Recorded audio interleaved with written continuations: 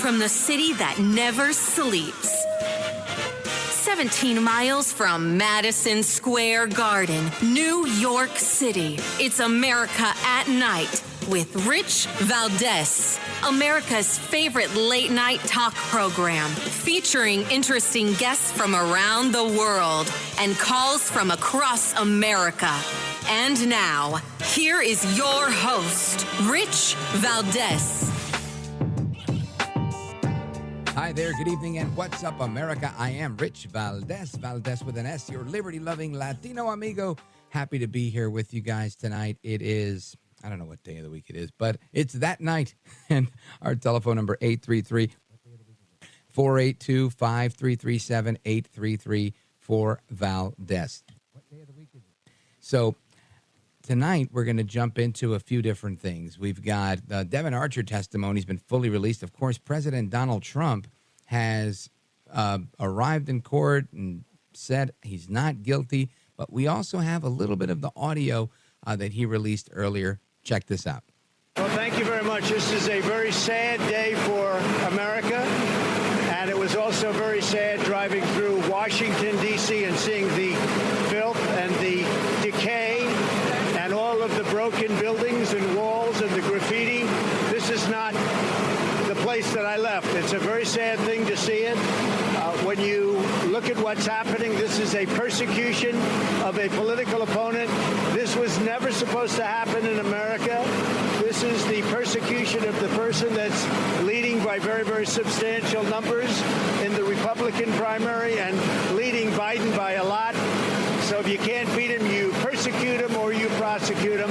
We can't let this happen in America. I agree with President Trump there. We really can't allow this to happen. Many are arguing, I'm one of those that would argue that what's happening right here is miscarriage of justice. We're doing things the wrong way, right?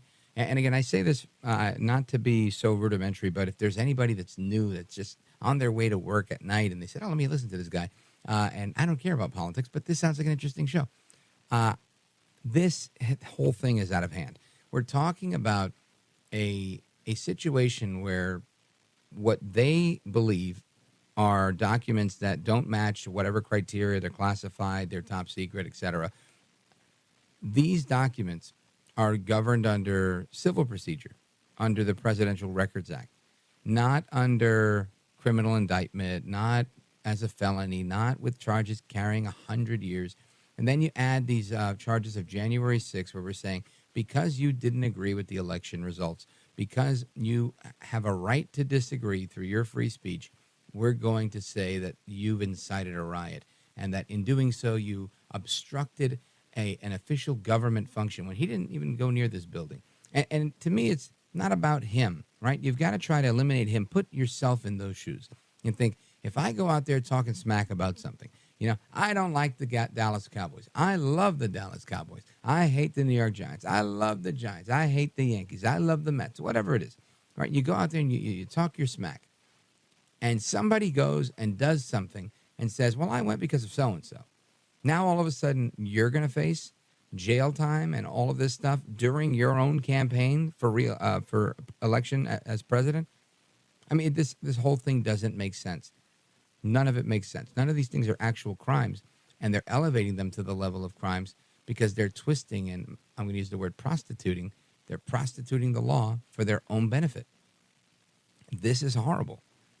Right, but Trump did appear in Washington, D.C. at the Barrett Pettyman Courthouse with an arraignment on charges of conspiracy to overthrow the results of the 2020 election. I mean, just think about that. He didn't even have the power to overthrow this election. I don't understand how they even charge him with that. Anyway, he got there just after 3 o'clock in the afternoon, and he was indicted for the third time today, right? This is a conspiracy to defraud the government, conspiracy to obstruct an official proceeding, obstruction and attempt to obstruct an official proceeding, and conspiracy against rights. Whose rights? His? But anyway, you look at this and you think, man, these conspiracy charges are typically very hard to prove because they have to prove that in your mind you were conspiring. And it's hard to prove what's in somebody's mind unless you have something that proves their mindset at that time.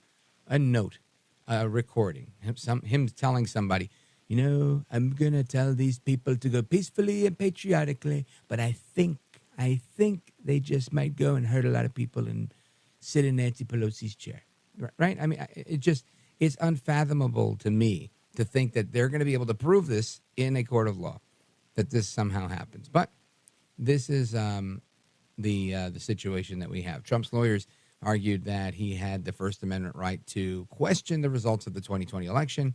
John Lauro, we played some audio of his yesterday, saying that the indictment is criminalizing that right, according to different news reports. So that's the quote. The defense of Mr. Trump is not just for him, but also in mind for all Americans who want to exercise free speech and take unpopular political positions. I agree with Mr. Lauro.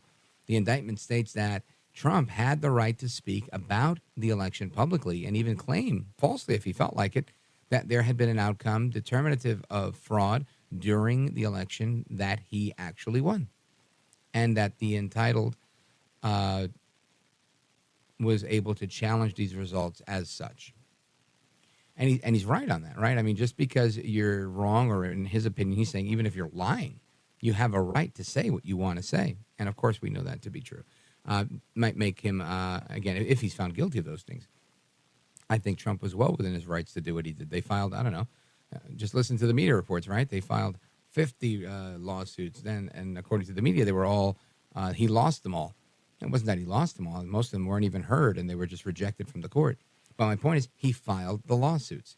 So it's clear to me that he used the legal system the way he was supposed to use the legal system. And it's clear to others that he's crying over spilled milk and he's a sore loser and just move on. You've had your time. You got to go. You're too old, right? There's a lot of naysayers out there. Listen, everybody's entitled to an opinion, and that's what we do. We argue, we discuss, we debate. We have this conversation. And we're going to have a conversation with one of Trump's attorneys, Christina Bobb. She's scheduled to be with us a little bit later. But it's fascinating to me that, everybody was extremely tolerant of everyone else's right when we've seen this happen in the past. And I don't want to, relitigate the past, but this isn't the first time that people have been dissatisfied with an election and said, oh, they robbed the election. I mean, I remember 2000. That was when I got in, the Bush v. Gore. That was a big deal. Went all the way to the Supreme Court. And at the end of the day, people were like, okay, most people agreed that it was settled, but there were still people that had, their panties in a bunch. So that's always going to be the case. But it just fascinates me how nobody was labeled a traitor because they were like, no, you're an illegitimate president, mainly all Democrats back then, right? Just an incredible double standard. We're also going to talk a little bit later about the importance of reclaiming American schools, because schools have been a bastion for woke indoctrination. And I know we talk about this a lot, but it just keeps happening. So we've kind of got to keep talking about it. And of course, we're going to have a conversation with the publisher of the Post Millennial. He's scheduled to be with us a little bit later in the program in the second hour. And we're going to talk about unshackling the great middle class in America to restore America. So I'm looking forward to those conversations, and we're going to get to those straight ahead. But first, a word from our sponsors. This is America at Night with Rich Valdez. Call now, 833-4-VALDEZ. That's 833-482-5337. 833-4-VALDEZ. That's Valdez with an S.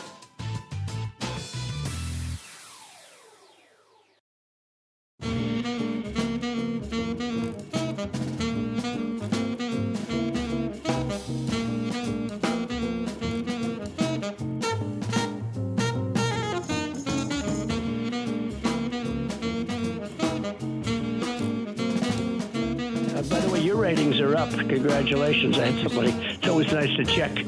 I like to see, even if they're friends, I like to see how are they doing. Are people listening, right?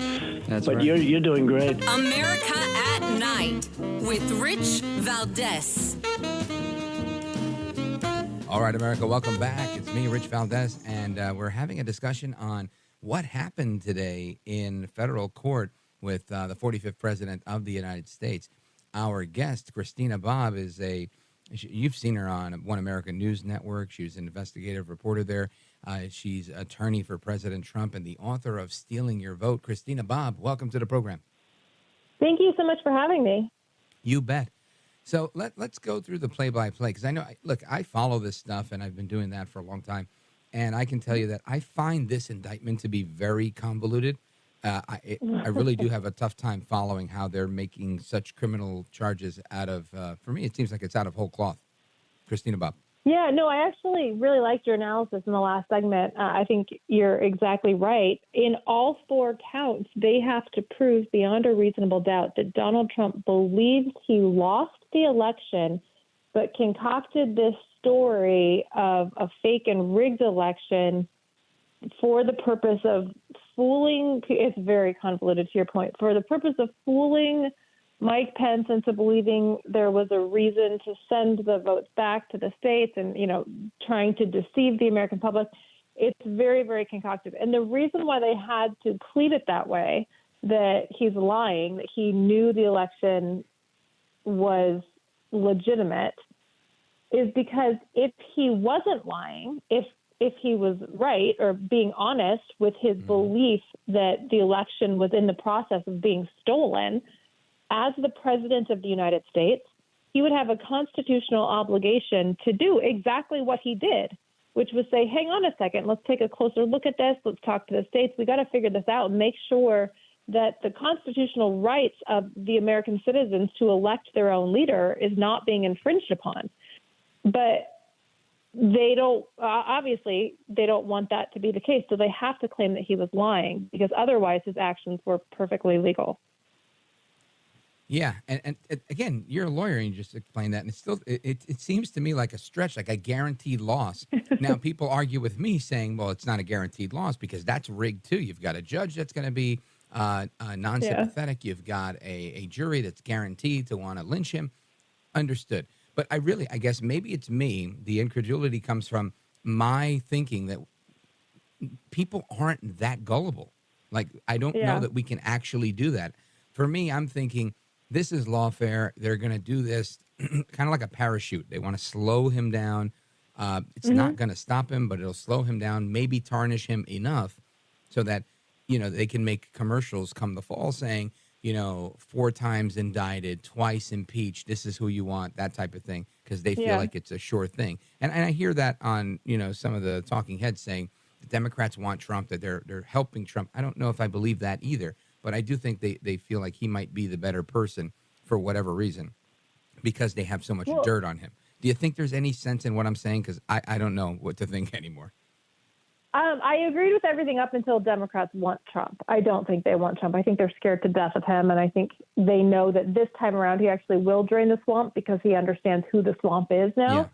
Yeah. So I think they're terrified of him.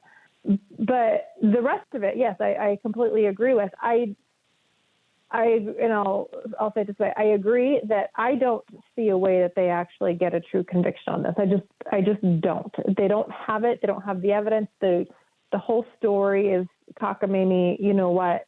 So I don't think that conviction will stand. What I think they want, which I don't think they'll get, but I think what they're aiming for is to jam this through, hope that they get a jury with Trump derangement syndrome, everybody with Trump derangement syndrome.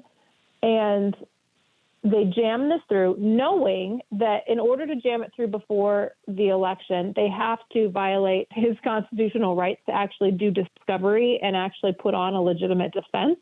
So they would blow through that and railroad him into a trial that's not fully prepared and try to hope that the jury convicts anyway, knowing that it's going to be overturned on appeal. There's no way that this thing makes it through the appellate process.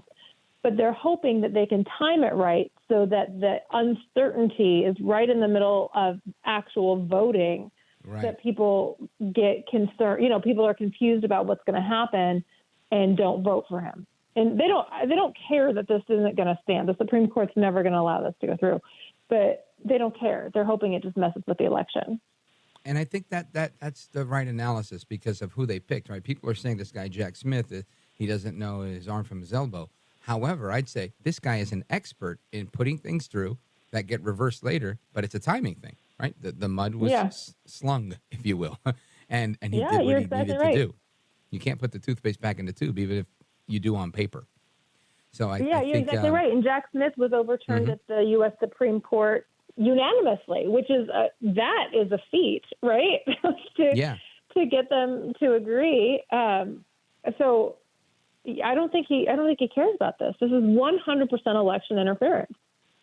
Yeah, and I look at it from this perspective that I think, when you have a job like this, right, you need a martyr. And you say, who's going to do this? Who's going to bring this case in a righteous manner, risking, maybe not really risking, because I don't think the D.C. bar would disbar him, but bringing, what could potentially be something that would get him disbarred, knowing it'll get overturned on appeal or worse, even at the Supreme Court level.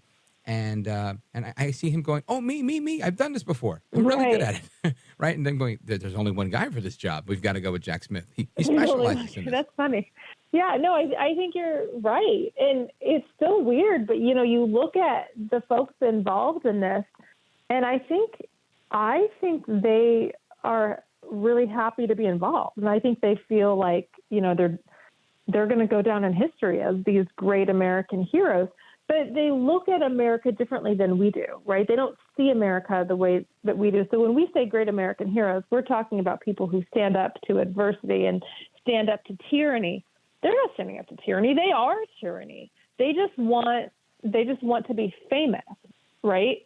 Mm-hmm. And I think that's how they're looking at it. They're not doing anything hard. It's not hard to, I was talking to John Lauro right before the segment, and he said, he told me that he goes, Christina, there were dozens and dozens of DOJ attorneys and FBI agents in the courtroom. I mean, you had John and Todd and President Trump, a handful of the Trump team, and then you had dozens of DOJ and FBI. They had a very strong show of force, shall I say, in the courtroom today.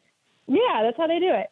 And I just, going back to the point that I was trying to make was that that is not courage, right? It's not courage you don't have to be courageous to be Goliath. This is very much a David and Goliath story. Being David is much harder. It's much scarier, but I'd rather be David because I know the story, right?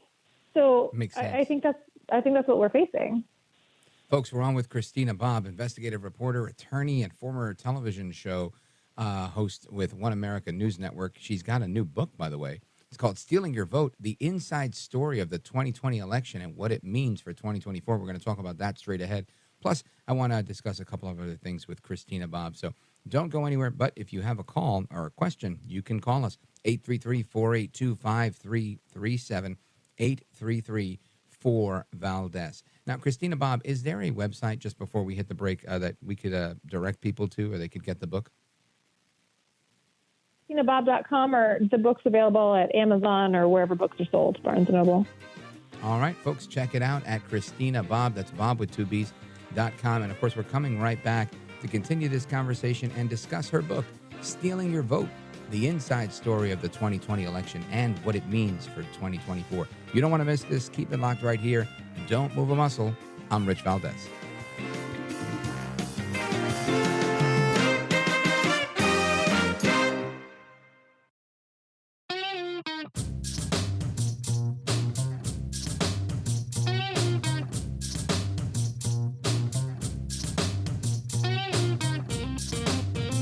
This is America at Night with Rich Valdez.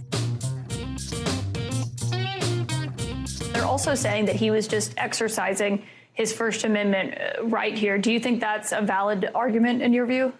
No, I really don't think that's a valid argument because, as the indictment says, they're not attacking his First Amendment right. He can say whatever he wants. He can even lie. He can even tell people that the election was stolen when he knew better. But that does not protect you from entering into a conspiracy. All conspiracies involve speech, and all fraud involves speech. So, free speech doesn't give you the right to engage in a fraudulent conspiracy. All right, so that's former Attorney General Bill Barr on CNN yesterday saying Trump's First Amendment argument is not valid. Christina Bobb, Trump attorney, and you know her from OAN News, and she's the author of a brand new book. Let me give you the title of that book, right, by the way. Stealing Your Vote, the inside story of the 2020 election and what it means for 2024. Christina Bobb, when you hear General Barr say these things, how do you respond to that? Well, I don't particularly hold his opinion in very high regard. They've indicted him for claiming that the election was stolen and for talking to his colleagues about a stolen election that he believes was stolen. That is speech. To the extent they want to say, but we're going after his conduct and that, he tried to tell Mike Pence, to send him back to the States or whatever. Political conduct is protected by the First Amendment. It's considered speech. That is well established at the Supreme Court. This is all, they are indicting political dissent. They're criminalizing political dissent, which the First Amendment protects. So this indictment will never hold up at the Supreme Court, ever. And I agree with that. And it makes sense to me. And what I guess this becomes a public relations battle because the Democrats seem to have figured out that we can use the legal system, maybe not to put people in jail, but to mess with them enough or to harass them, intimidate, and bully them, and to tarnish their reputation so that people will think, well, these people are criminals. They're constantly in court. They're constantly in trouble. And I get the strategy, and it seems to be effective in many ways, albeit wrong. But I feel like we are conning so many people that are not critical thinkers, that are just really working, like me maybe when I was, at my 19 and 20 years old, that I wasn't paying attention to this stuff. I didn't care. So I'm thinking, you have all these young people. This could impact so many people forever because I'll tell you a story. The other day somebody asked me, they were like, I'm cool that you're a Republican. I just have one question for you. Are you a racist? And I was really taken aback. Because I happen to be brown, first of all. and secondly, I was just like, oh, my gosh, I haven't heard that before. And this is somebody that knew me. And again, I didn't fault them per se. I was like, oh, my gosh, you're just trying to dot your I's and cross your T's because you've heard so often and so much that we are, the new Jim Crow or whatever. And I'm thinking if people I know in my regular life, talk to me that way, they're hands down, Trump is evil, right? And this is the work that the Democrats and their affiliates within the media, the left within the media, that they've done and they've pulled off on the American people. And I think to me that's the bigger con job here, and I think it's horrible. How do we combat that? Yeah, well, I think you are doing it, right? Like by being real media and by having your voice out there and letting people hear you. And so that's one of the things. I know we all kind of make fun of the trend of podcasts. I know everybody has a podcast now, but I actually really like the idea of decentralizing the media because for so long it was just the big three that anybody could listen to. And oops, in 2020, we learned that they're all in cahoots with each other and they're feeding us lies. And unfortunately, we now have an uninformed public because the media intended it to be that way. And so I think the more we have folks like you and, other folks maybe with podcasts or other radio shows or, alternative media, I think it's so important because you are educating the public and the public is getting good information if they listen to your show. So, I think you're doing it.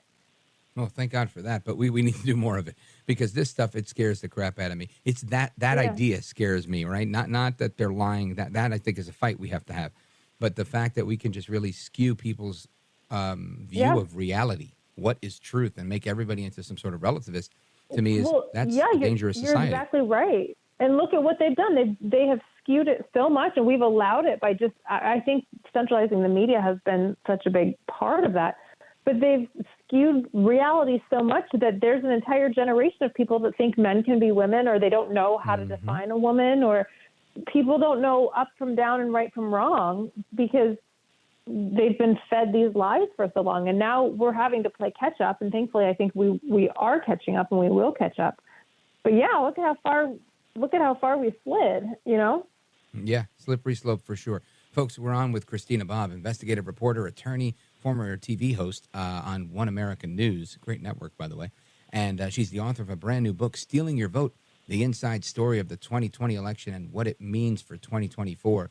We're going to talk about that straight ahead. Don't go anywhere. Plus, your calls are welcome if you want to join in while she's still here. 833-482-5337 is the phone number, 833-4-VALDEZ. This is America at Night with Rich Valdez. Call now, 833-4-VALDEZ. That's 833-482-5337. 833-4-VALDEZ. That's Valdez with an S.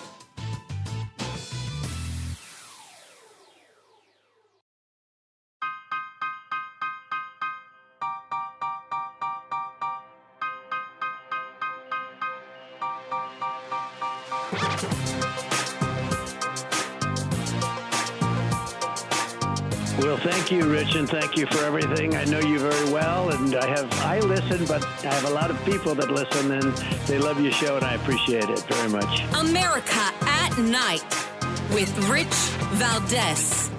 We just have to demonstrate that he will not take power by, if he does run, making sure he, under legitimate efforts of our Constitution, does not become the next president again.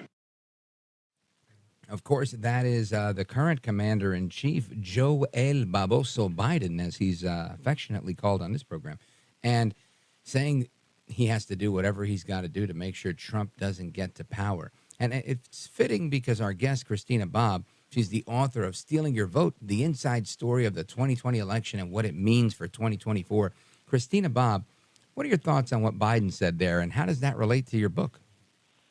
Well, I think, he outs himself as the tyrant that he is. I love that he adds the disclaimer, by every legal means or whatever legal means are necessary, because leftists cling to that and go, see, he's not breaking the law. He said he's not breaking the law. He's just doing whatever he possibly can to make sure Donald Trump can never be president again. It's right. like, oh, including okay. weaponizing the DOJ. Exactly. Yeah. I mean, so... and it's the same thing that they did in the indictment, that we talked about the last segment. Like, oh, we're not going to infringe on his First Amendment rights, but we're going to infringe on his First Amendment rights. Oh, okay, but they said they weren't doing it. Okay, but that's exactly what they're doing. So I think they stole 2020.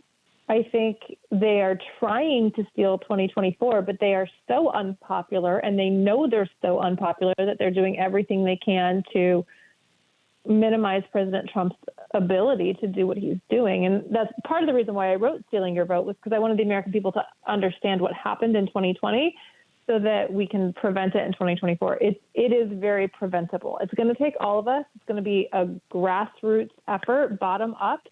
It's not going to come from state leaders. It's certainly not going to come from federal leaders. It's going to come from people getting involved in your local precinct to clean up your precinct and clean up your counties.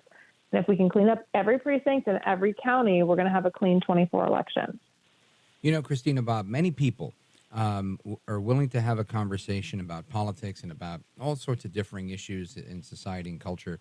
And when you get to the topic of the 2020 election, many people have like a shut-off button where they go, you know what, now you're saying words like rigged and stolen. And once you do that, you lose all credibility. We can't have this conversation anymore.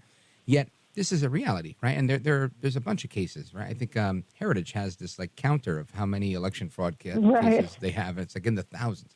So I feel like, and again, that's part of the propaganda machine that's out there.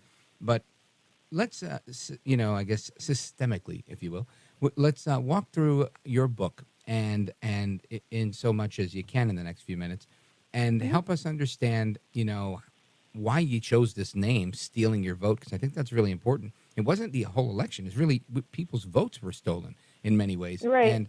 And give us the inside story of 2020 and how it's going to affect the current election. Yeah. So, I was a reporter at the time. I was reporting from the White House on November 3rd, 2020. And I was watching it the same way everybody else was, going, wait a second, what, they're stopping the count? President Trump's up by millions of votes, and suddenly states start flipping, and, Republicans are being excluded from the process. And the whole thing was very weird. So I just kind of stuck with the story and stayed with it for a couple of years, actually. And from what I found, I spent months on the ground in Arizona and Wisconsin and Pennsylvania and Michigan. And I spoke to dozens, likely hundreds of witnesses to hear their stories and figure out what happened. And there is no doubt in my mind that the election was stolen. And ballot stuffing, I think, is the most common way that it's stolen. They do things a little bit differently in every state. But I think our voter rolls are so porous and so messed up. I mean, for example, Wisconsin has 3.5 million citizens over the age of 18 and 7 million people on their voter roll. Like, why do they have twice as many voters on their voter roll as they have eligible voters and potentially eligible voters in the entire state? And it's because they manipulate the outcome of their election, or they at least have the ability to do so.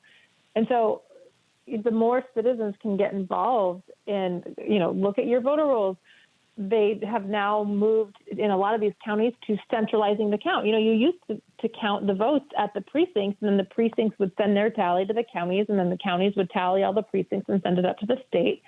But now they're starting to move towards what's called centralized counting. And Milwaukee did this, Atlanta did this, Philadelphia did this. I mean, are you seeing a trend, right? They centralized the count, and suddenly it's a lot less clear how many votes come from each precinct. You don't know what's coming from where, and just a small number of people are counting a much bigger number of votes. And it's easier to sway an election that way. It's much harder to cheat when you have to cheat in every single precinct versus you cheat in one or two big counties. So the more people understand how that process is taking place in your local area, you can push back on your county clerks and say, no, don't do a centralized count. We need to be counting at our precinct level. And this needs to come from the citizens being informed about what's happening in their local area and what they can do. And I give several examples in the book that I hope are inspiring to the readers of, just normal citizens in Green Bay or, Kenosha or wherever, of what they did in their area to really highlight some of the problems and how, in a lot of ways, they were heroes in their local area. So I hope to inspire people that one or two people can make change, and that's what it's going to take to save our elections.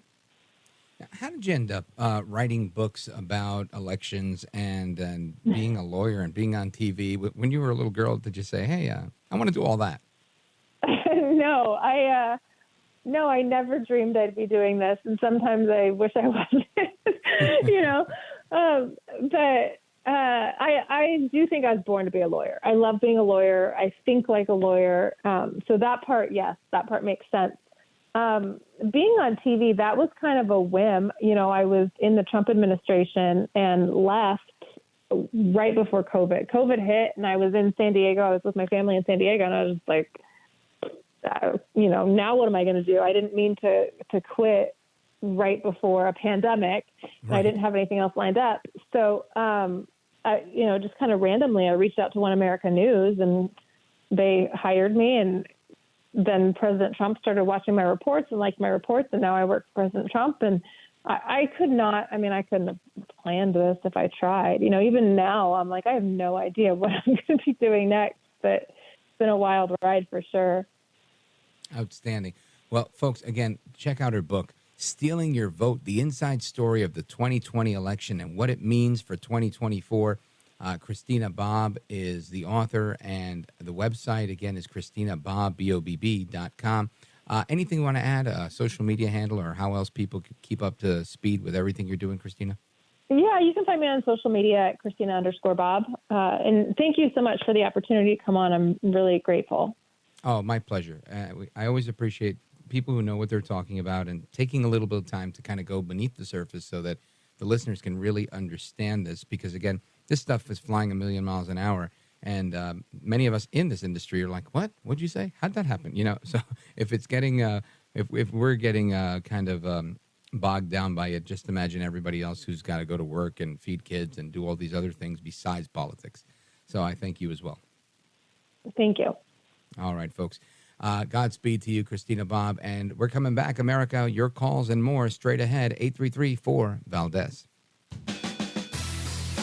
This is America at Night with Rich Valdez. Call now, 833-4-VALDEZ. That's 833-482-5337. 833-4-VALDEZ. That's Valdez with an S.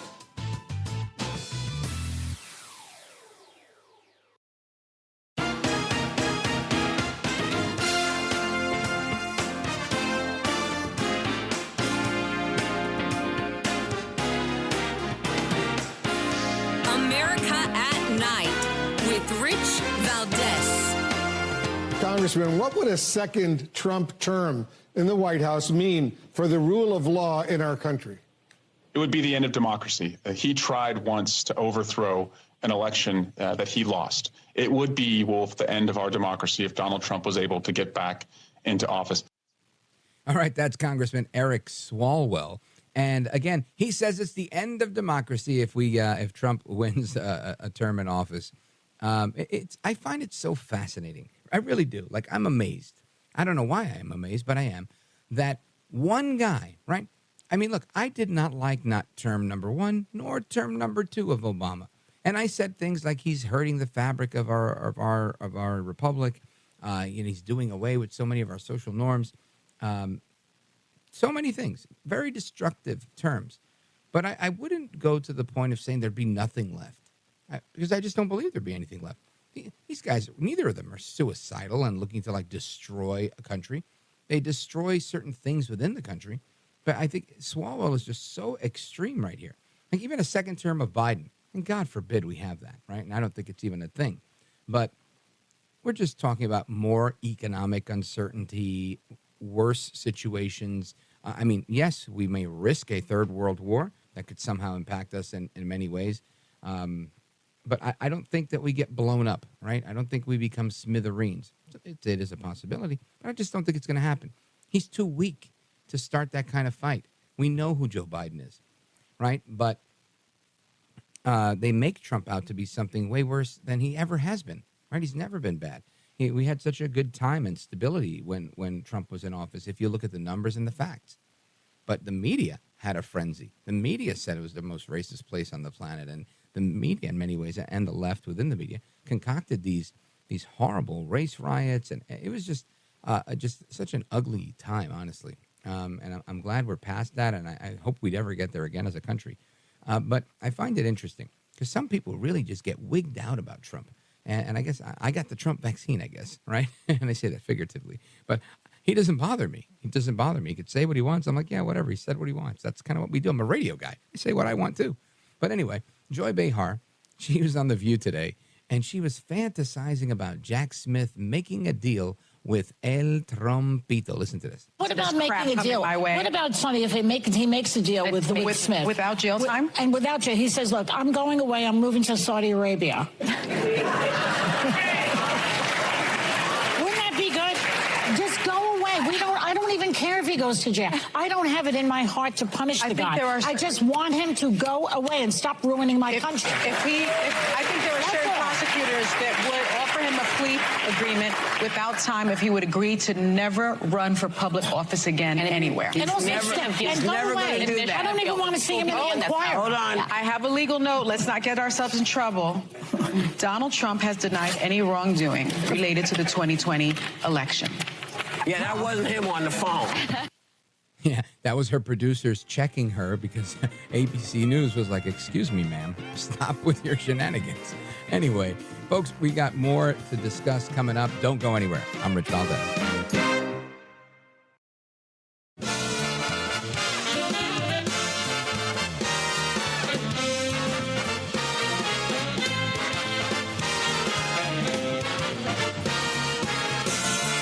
Live from the city that never sleeps.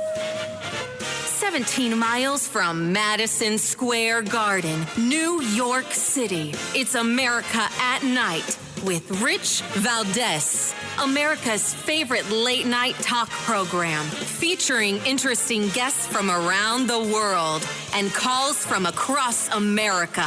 And now, here is your host, Rich Valdez. Hi there, good evening, and what's up, America? I am Rich Valdez, Valdez with an S, at Rich Valdez on all of the social media, your liberty-loving Latino amigo. Happy to be here with you this Tuesday night, and I want to get into a few things. Not Tuesday, right? Not Tuesday. It is Tuesday? Is it not Tuesday? Thursday. I never know what day it is. It's the beauty of working in radio that goes overnight. Anyway, so we're looking at the headlines here, and Trump was in court today. He pled not guilty. Then 2 Navy sailors were arrested for sending sensitive info to China. Not good, no bueno. And a New York City teacher was indicted for trying to film an 11-year-old in a bathroom stall. As if things weren't bad enough with our school system, with how, for lack of a better word, woke things are getting in schools. And there was a piece a couple of days ago in the New York Post, how big tech and big money made our schools go woke. And it's by Kenny Xu. And I wanted to bring him on because he's the president of Color Us United. And he's written the book, School of Woke, How Critical Race Theory Infiltrated American Schools and Why We Must Reclaim Them. Kenny Xu, welcome to the program. Awesome to be here. Thanks. Awesome. So now that we're here, you can walk us through the op-ed, but I also want you to kind of explain the book to us. And this is a recurring theme, I think, in American news, American politics, American culture and society, that we're seeing the wokeification, if you will, of our schools on many different levels. And why did you get involved in this fight? Because I was concerned about why minority, Black and Hispanic kids were not achieving at the same level as white and Asian kids, too, just like many Americans, right? You know, we want to be a country where everybody can succeed. And, I realized the dispiriting philosophy upon researching the public school system and across the inner cities across the nation, such as Baltimore City, Santa Barbara schools, Loudoun County, went into all of those school districts. And I just found disturbing victimhood-based curricula and lowered standards all around. Some of the kids over in Baltimore, for example, 0% proficiency in math on the standardized test, yet they get passed over and over again because there is just a culture of defeat and self-victimization. And that's what I sought to tackle in this book, School of Woke. Now, tell us a little bit about your background so the audience understands. So I've been a researcher in these issues for a while now, but my first book was called An Inconvenient Minority. I think some of your listeners have probably heard of the recent Supreme Court decision that prohibits the use of race in college admissions, which is a huge decision. Well, the people who really launched that were ordinary Asian American activists just coming out of the woodwork because they were the ones being denied admissions along with whites in service of affirmative action. And, I realized that if we continue down this road, it's not like Asians are privileged. They just happen to be successful at math and science and with their good study habits. And they should be rewarded for that. And if we as a culture will punish those who work hard, then we are not going to get anywhere as a society. So I became very passionate about that. So, Kenny Xu, walk us through, and that's a great point that you make. I've always believed that there is an element of our society that wants to punish the success of others, whether it's academic success, financial success, our tax code. I mean, there's just so many ways that we see that, and it's wrong. And I think oftentimes it has very Marxist roots. But separately, the notion of of big tech and big money influencing our schools is something I think is really important. And yesterday we had a conversation around how foreign actors are contributing to many different things at the K through 12 level. How is big tech and big money making us that much more woke? Yeah, so first you got to understand what big tech's interest in wokeness is.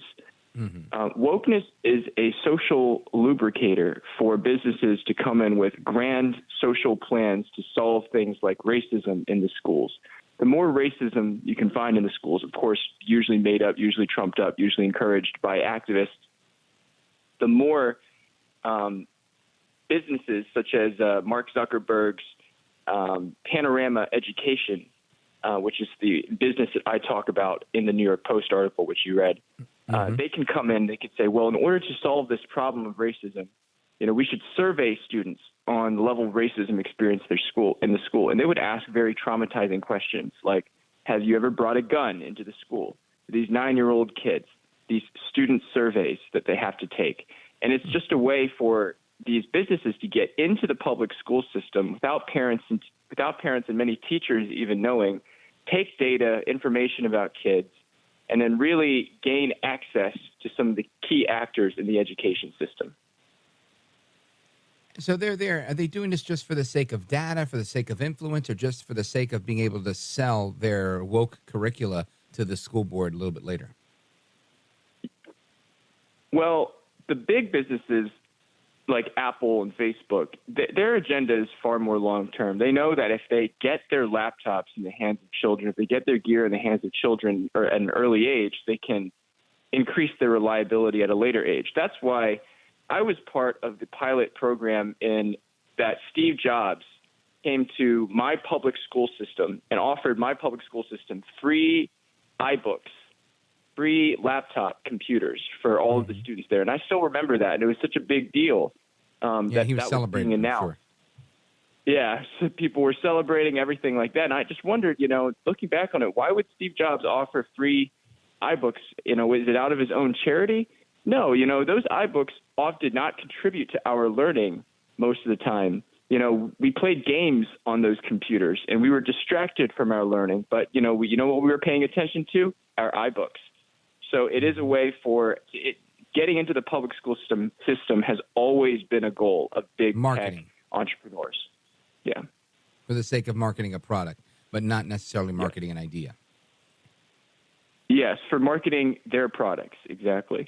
And but this is where the ideas come in.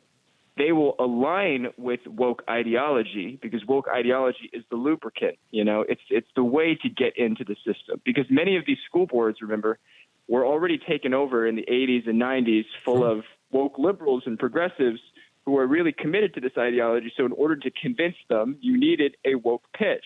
You needed to show that you were solving racism. You needed to show that you were being a good liberal progressive. And so this is the pitch that tech companies, invested in by the Zuckerbergs of the world used to get into the school system, and it worked.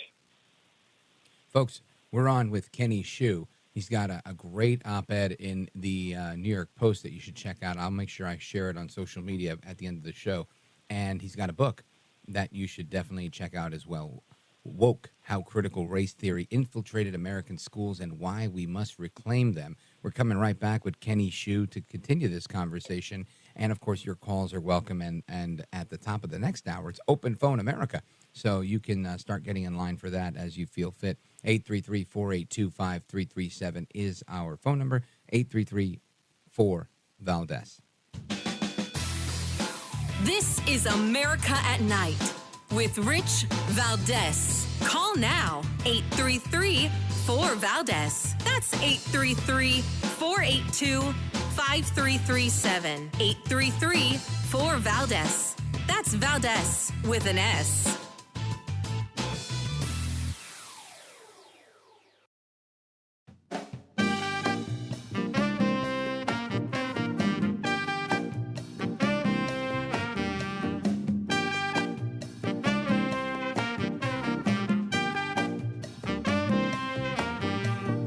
America at Night with Rich Valdez.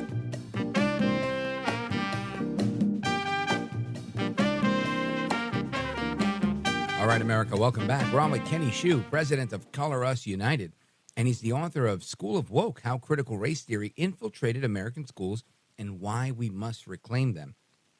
Kenny Xu, earlier I said that, this is something we talk about all too often, and I think it's a constant. Like, you listen to the news and you've got sports and weather and other things. And talking about wokeness in public schools is definitely a new part of everyday life, because every day there's more strides being taken by whether it's the radical left or those in big tech, or like you pointed out, the big money behind that. What is the recommendation that you have for parents who are concerned about this and say, what do I do to stop this? So my recommendation, actually I give 3 recommendations. Well, I give a few more than that, but I'll just touch on 3 here in School of Woke. The first one, at the individual level at the dinner table, at the individual level, they can have conversations about colorblindness and why it is important for your son or your daughter to look at your friend as an individual, as a person, and as your friend regardless of the color of his skin, because they're being taught the opposite in the school system right now, or it is just in the system, it is in the air that they breathe. 2, I would really encourage finding the funding streams of these schools, of these school boards, finding it in the budgets, finding out who they work with, and exposing that. Because when you expose the cockroaches flee. We've seen that time and time again in the counties that I've investigated, where ordinary parents have stood up and they have been able to get out these businesses like Panorama and stop these contracts because they've been able to make a useful case showing that it is not helping student learning. And then finally, I would recommend, because the Democratic Party is the party that is most heavily invested and has really taken over the education industry and has incentivized all of these things, I would strive for ideological balance. I would really try to vote out Democratic candidates, especially in the realm of education, because if they are Democratic in the realm of education, they're going to be silenced by their party if they try to speak out against this. This is why I think the only way to really persuade and get balance to the system is through voting those people out. Now, folks, that's not the only recommendation that Kenny Xu has in the book. There's several. Kenny, help, really help us understand how, my question for you is, do we see an end to this, or is this one of those tensions that will remain forever that we just have to manage and always be vigilant of? Or is there like a knockout punch where we can say, we're going to get rid of this one way or the other? Yeah, I think that this is a big. This will be the next battle, I think, culturally in our schools for the next 10 to 20 years. Just remember, our schools have been through many battles, many cultural battles. And this is one of them. This is one of the big ones, CRT and wokeness in the school system. And this is something that I think every parent is going to have to be aware of, which is why I think that this book, School of Woke, will be a useful resource early on in this battle. But the truth is, guys, the left has had a 40-year head start. We have not paid attention to our school boards. We've been asleep at the wheel. The left has been able to appoint school board members who run unopposed, so there's no election, to continue the woke causes and get in deeper with the grift of the system that prioritizes the racism narrative above all other things. So we do need to start fighting, and we really need to get back in there. But as I've said before, you can make a real impact. Yeah, I agree with that.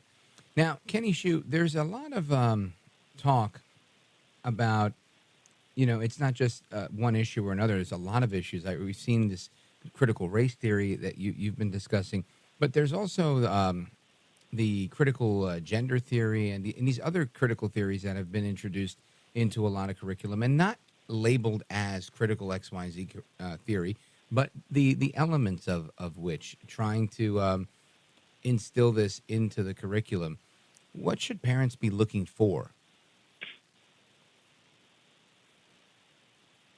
They should be, and queer theory and gender theory is not something that I'm as well-versed in as some other people. But, from the research that I've been able to do, I can say a couple of things about it. Queer theory, gender theory, this is this whole idea that, kids are sort of put into a heterosexual, patriarchal culture.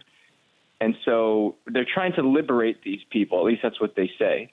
But the reality of what what happens is that to do this, they often sexualize kids, and they will sort of impose content upon them saying all sex is good. There's no such thing as innocence. You can do whatever you want. And they would celebrate kids who indulge in narcissistic transgender activism. And I use that word very precisely, narcissistic transgender activism. Because if you're an open transgender person at some of these schools, such as in Fairfax County schools, where I talk to teachers who had to undergo this policy, you're basically untouchable. Teachers cannot discipline you, or they will get accused by you, and the principals and administration and the school boards will stand on the kid's side. Isn't that crazy? It is the overturning of the traditional teacher-student authoritative relationship. So in order to fix this issue, you really have to be able to convince, you really will have to build a coalition of people to talk to these principals, administrators, and school boards and say, why are you needlessly hurting your own teacher's rights to help the student? That's what you're doing. And I guess it really begs the question: why would they do that? Right? Why would you usurp that authority from the teacher, or that ability to help a student? And to me, it's very telling that that's exactly what they want. Yeah, well, we're steadily becoming a system where the traditional public school teacher that spends her whole career teaching and finds a lifestyle in teaching, that is falling apart. Teachers are going to the bottom of the school totem pole, and I find that unacceptable. The percentage of administrators in America has gone up at 3 times the rate as the percentage of teachers in the public school system. And while teachers' salaries have flattened, administrators' salaries have risen up. And you know what that incentivizes people in the education system? It incentivizes them to leave teaching and go up to administrative positions. And you see this time and time again. And so this structure, when you're at an administrative position and you're not actually in the classroom, you're not actually experiencing the effects of your policies, you are distant. And I think that this will be a movement not just for parents, but for teachers in the near future. Well, maybe that's exactly what we need, right? Maybe we need teachers to revolt against the larger political system that governs here, which isn't the school or the administration, but in my opinion, the teachers' union that kind of reigns in most of the power. And maybe that's exactly the challenge they need, the push. Anyway, we'll see how that plays out.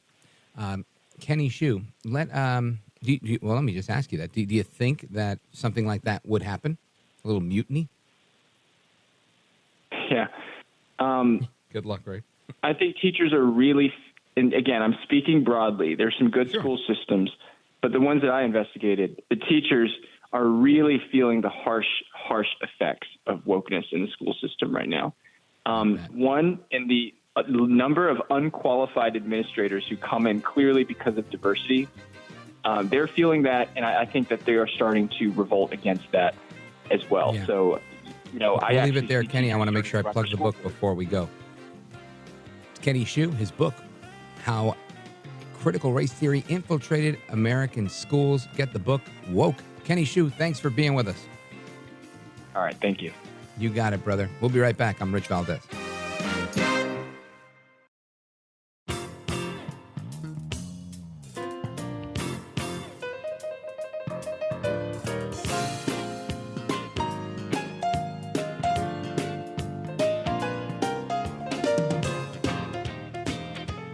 America at Night with Rich Valdez. So yesterday, Fitch downgraded the United States credit rating, with many people saying, this might affect the American dollar. This is definitely not a good thing. It's a bad thing. Some try to downplay it. We had Janet Yellen saying all sorts of things. It's this, it's that, it's the other thing. Everybody's trying to play things down. But the reality is that's where we are.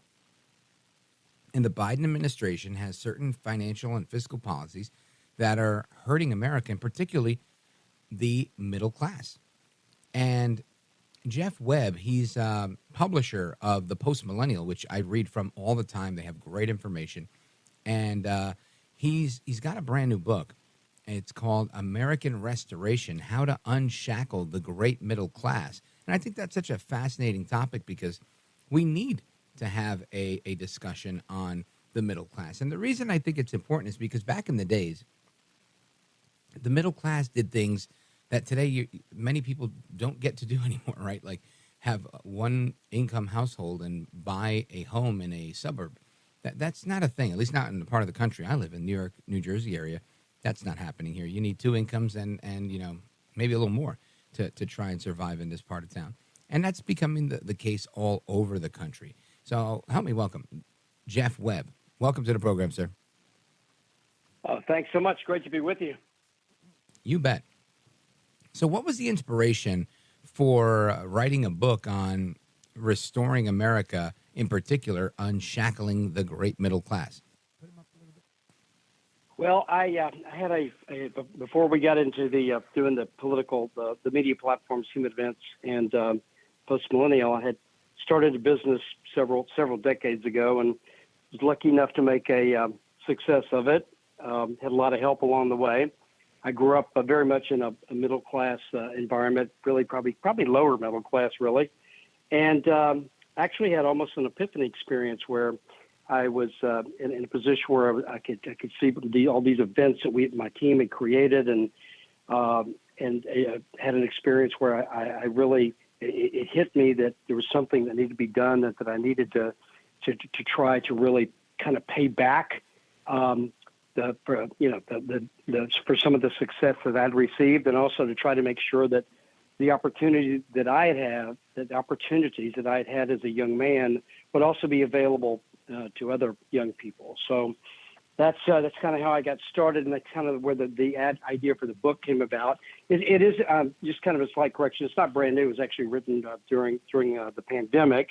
But Okay. I will say that almost everything that's in the book, almost all the points apply now, except they're even more critical because, as you know, you were talking earlier about some of the things that have happened and how things are getting worse and how the middle class is even under more attack. So everything that I pointed out 2.5 years ago are even worse today for the middle class. Yeah, and that makes a lot of sense. Now, the middle class has always been, I feel, the part of the economy, and I don't like these terms of middle class and whatnot because I think it's a flawed way to look at things. But there is that middle income part of America, and I think they're the ones that should have the most optimism because they have the most chance, right? They have the income and the ability and hopefully the upward mobility to achieve the American dream. Do you feel like there's as much optimism now as there used to be? And if so, why? No, I don't think there's nearly as much optimism, and I think it's for a number of reasons. And by the way, you are right. I mean, traditionally, one of the things that has set America apart and has given us an incredible economic engine that has driven the wealthiest, given us the wealthiest country in the history of the world, was because we had this large and fairly affluent middle class that did have a lot of opportunity for upward mobility, and they were ambitious, and they worked hard, and they gave back, and they participated. And now they've just been it's been a process over the last 30, 40 years where there's just gradual degradation of kind of their piece of the pie. And it's gotten to be very critical. I mean, you've got nearly 60% of American workers who are living paycheck to paycheck, and they have no savings. So they have no cushion for any kind of serious medical condition or health condition or any type of tragedy that comes into their family. So there's a lot of angst. I think they're very concerned about what's happened not only economically but politically, where they see this the fact that you've got this kind of two-tiered justice system. They've lost faith in their basic institutions that they always supported and believed in, things like our justice system, the media, even the FBI, the things that they could believe in that would help give them a chance and give our entire society a level playing field. They're seeing those things really kind of fade away. So I think there's incredible angst out there in middle America. I really do. All right, folks, our conversation is with Jeff Webb. He is the author of the book, American Restoration, How to Unshackle the Great Middle Class. And he's also a publisher at the Post Millennial and Human Events, both really good websites. And we'll talk about the publishing business a little bit later. We're going to come back to Jeff and his book straight ahead. I want to give you the phone number if you want to join this part of the conversation, 833-482-5337, 833-4-VALDEZ. This is America at Night with Rich Valdez. Call now, 833-4-VALDEZ. That's 833-482-5337. 833-4-VALDEZ. That's Valdez with an S.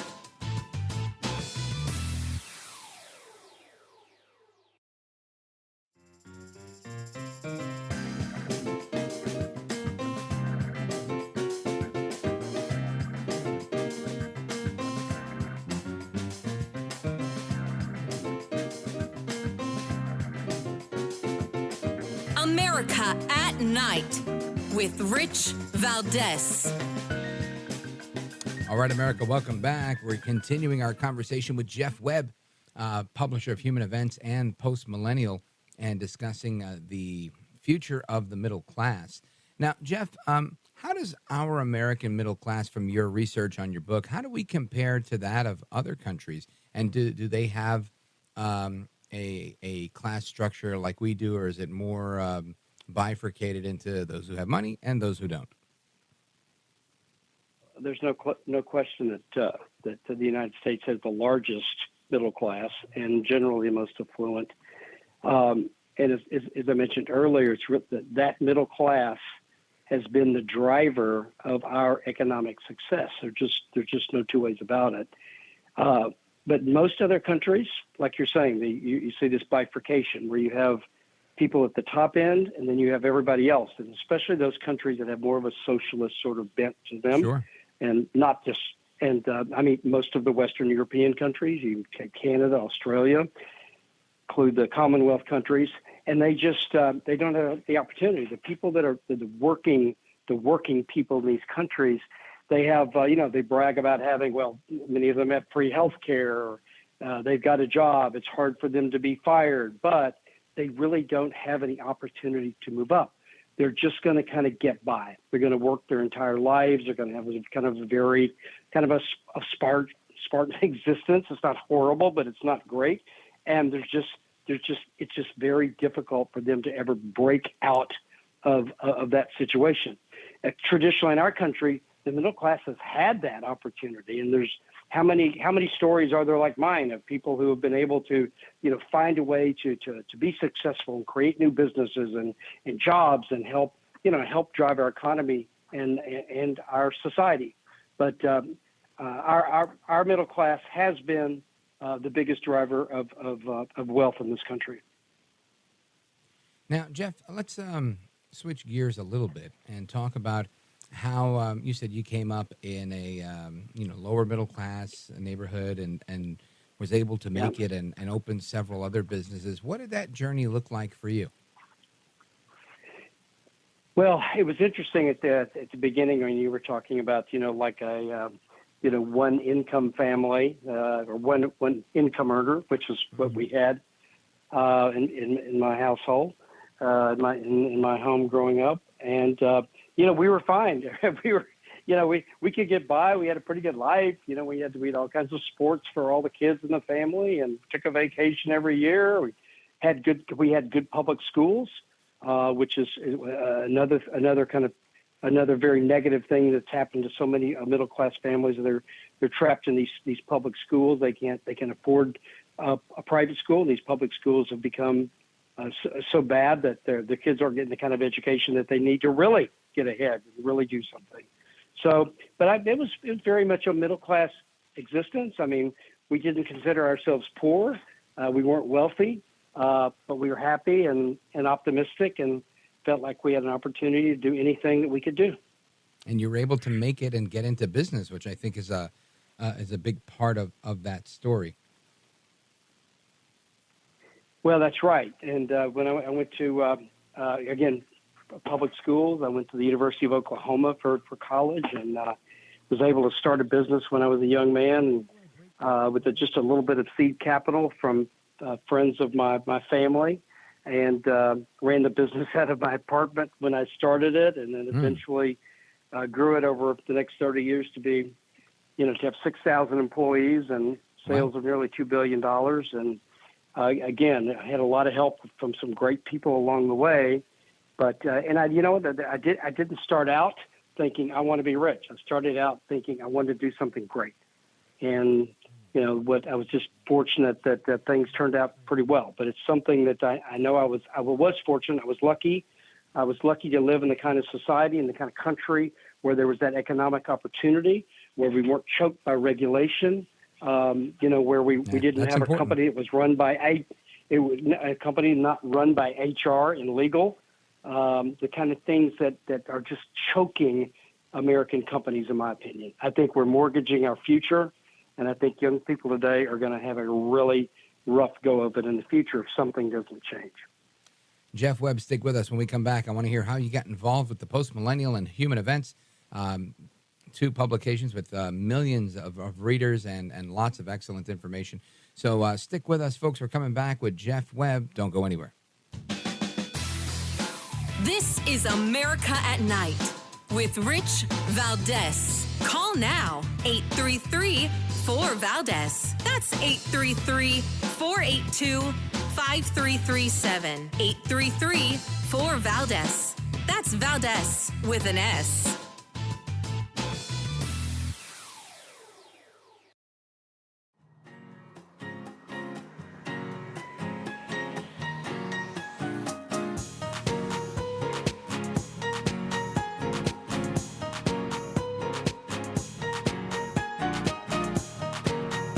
I want to listen to you, Rich, all the time. America at Night with Rich Valdez.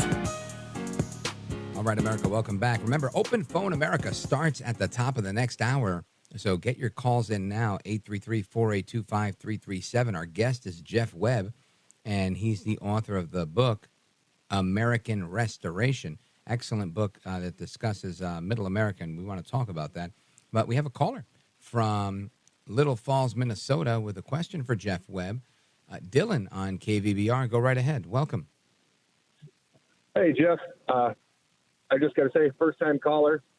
But anyway, my question would be, for the middle-class people in America, what do you think that glass ceiling looks like for us to get through that and to, push forth and overcome this monstrous government-aided barrier that we've so come to know and hate?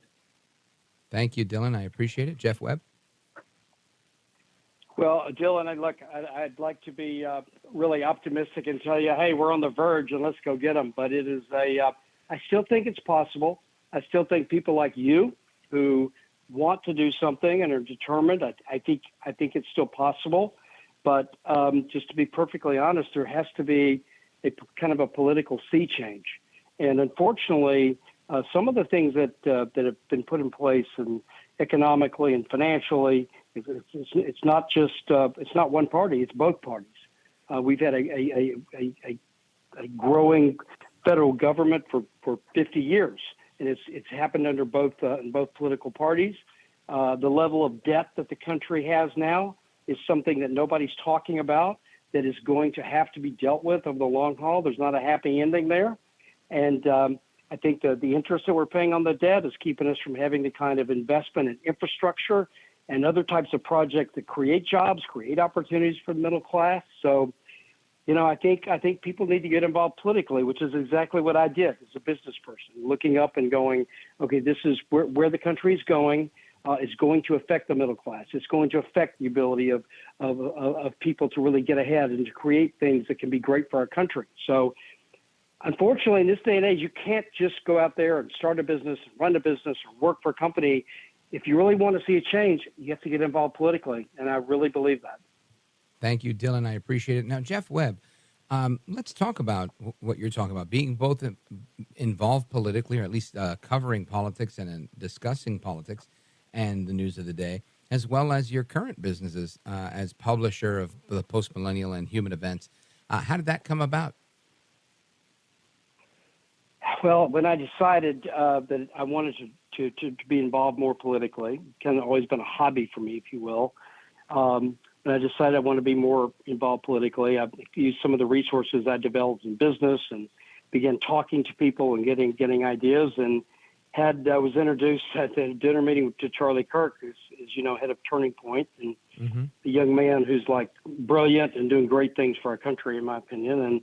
And Charlie and I talked about, where he was going and where I was going and what could be done. And he actually introduced me to people who owned Human Events, and then eventually the folks who owned, out of Canada, owned the Post Millennial. And that's where I made those contacts and decided that space, those platforms, had the potential to affect the conversation and affect how people looked at our country and our economy and where we're going, and made the investment to buy those. And we're really happy with the traction they're getting. And thank you for the nice comments you made earlier about them. Yeah. Actually, I used it in the first segment today. I used the Post Millennial article on the Trump indictment. And usually it's great writing. I've met a couple of the writers. It's really good work, very reliable stuff. So I'm happy to use it, and you're welcome. Now, Jeff Webb, we've got a great team of writers, and it's only getting better. So we're really happy with it. Tell us a little bit about this, because I think there's a lot of people that are very intimidated by, and no question, I'm sure it's a daunting task to operate a large new media operation like the Post Millennial or even Human Events, which is a very old brand that maintains its tradition.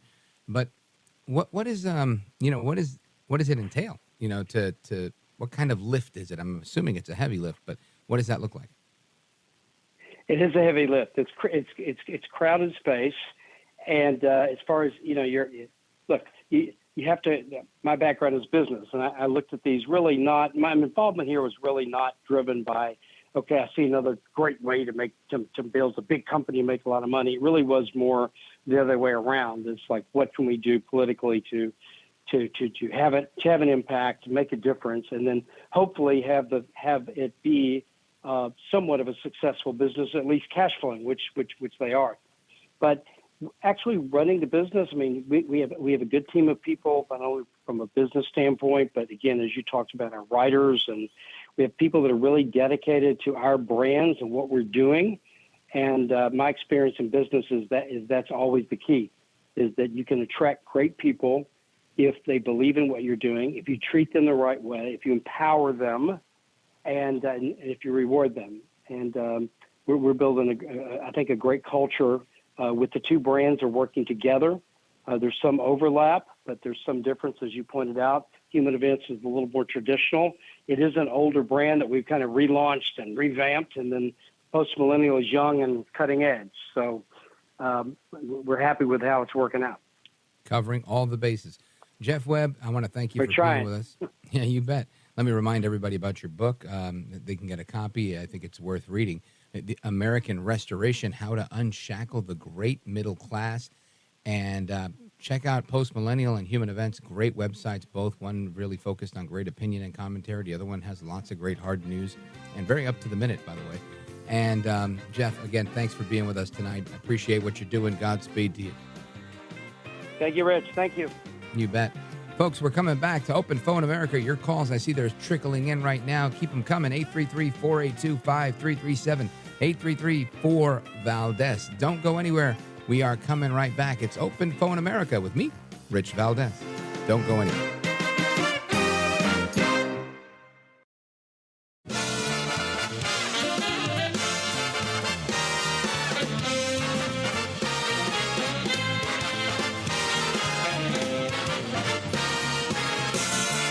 Live from the city that never sleeps.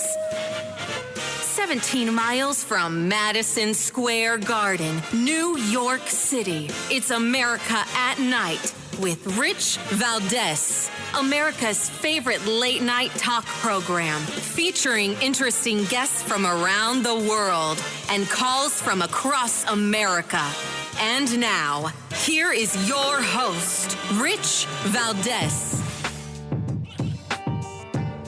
Hi there, good evening, and what's up, America? I am Rich Valdez, Valdez with an S, your liberty-loving Latino amigo at Rich Valdez on all of the social media if you want to chime in that way.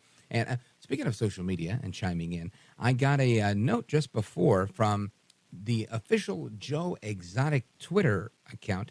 That is the Tiger King, right? The Tiger King.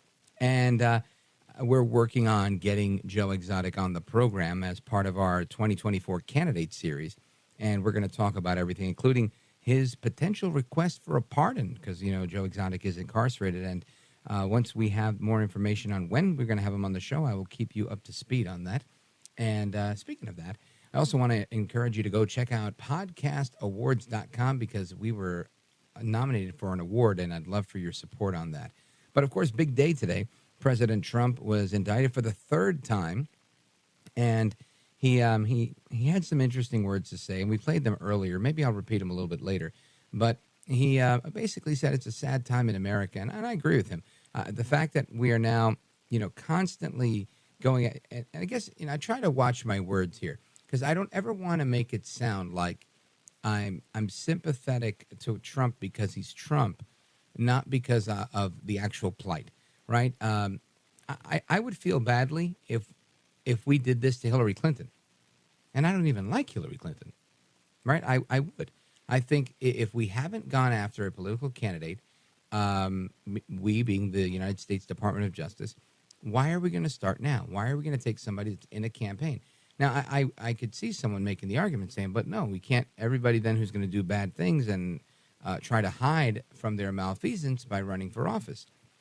But that's the decision that the Department of Justice made. They said, if you're running for office, we're not going to go after you because we don't want to interfere in an election. And I think that makes a lot of sense.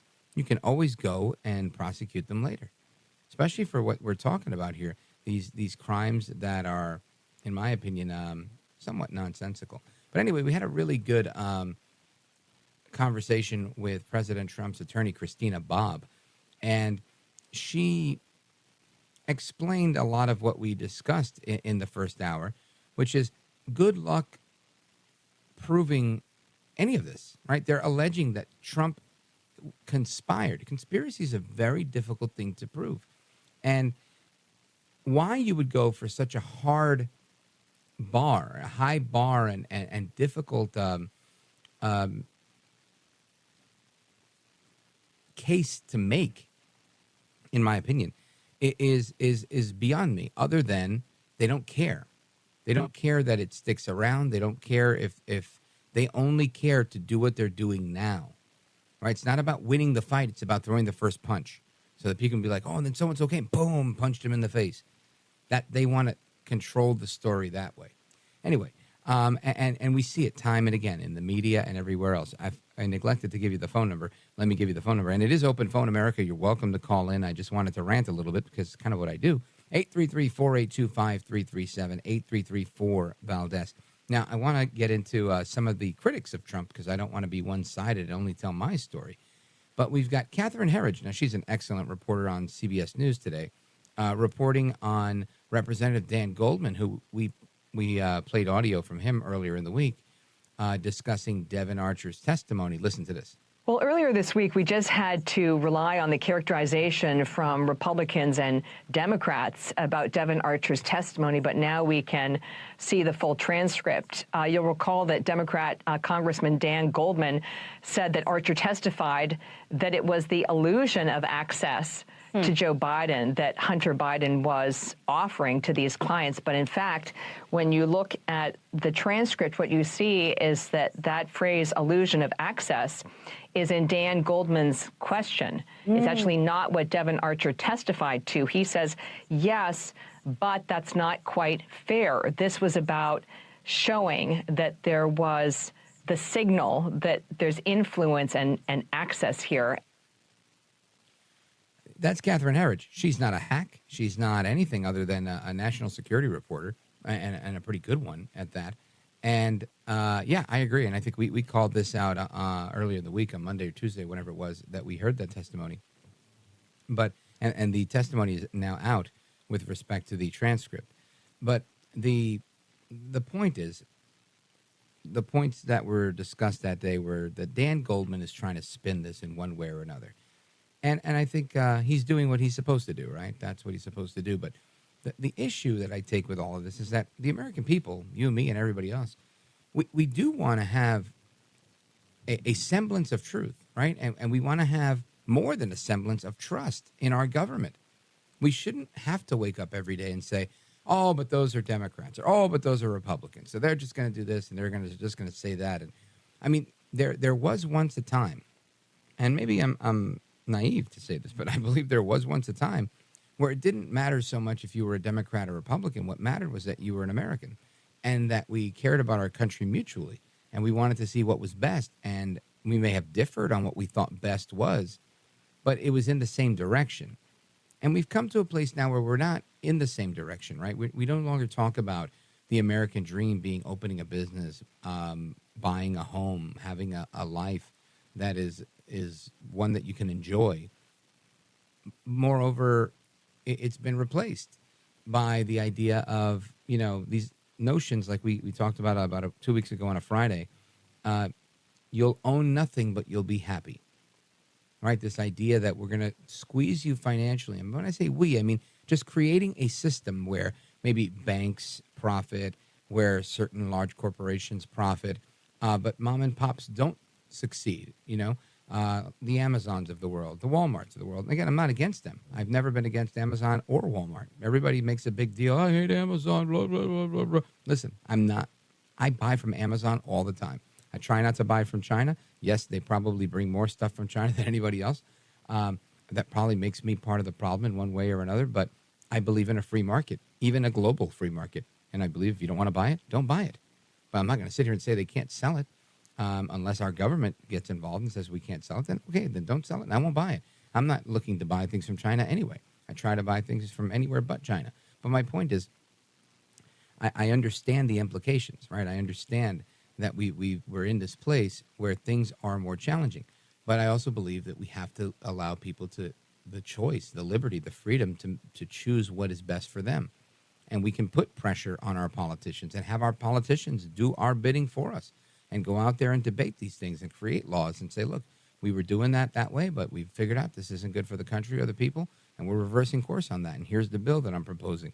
Right? There's a system that we have in place, and we have to follow that system. But we're at a place now where it's more about differences of ideas that are so disparate that it's very difficult to find a middle ground.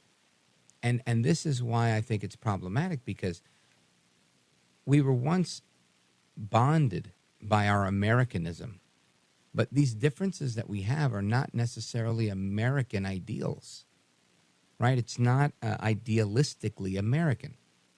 And by that, I mean, if we promote a social medical system that mimics that of what was once the USSR, right? And I think a lot of the Bernie Sanders policies, and this was pointed out by the great one, Mark Levin, some years ago, that so much of his Feel the Burn 2008 policies, or rather his last election, were so almost pulled from the former USSR Constitution that argued for paid family time off, for this, for paid medical care, and the language around it wasn't just the premise of what it is, but the language around it. I'm not saying I don't believe in those things. It's not something I believe or disbelieve. It's just when you put pressure on the government to provide for you, you are erring, right? ERRING. You are making a grand error. It is God who provides good health, good whatever, so that you can work and earn a living. And we provide for ourselves. We provide for our families. And when that gets lost on us and that idea escapes us, we don't all have to agree on it, but there's got to be a semblance of agreement where we agree, yeah, that's exactly what we need to do. We need to just let me work. Let me do my thing. Get out of my way, or like Reagan said, get off my back and out of my pocket.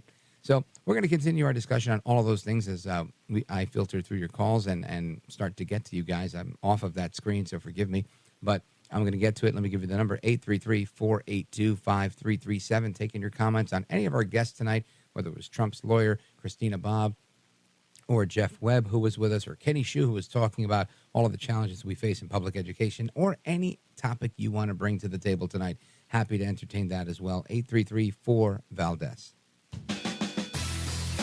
This is America at Night with Rich Valdez. Call now, 833-4-VALDEZ. That's 833-482-5337. 833-4-VALDEZ. That's Valdez with an S.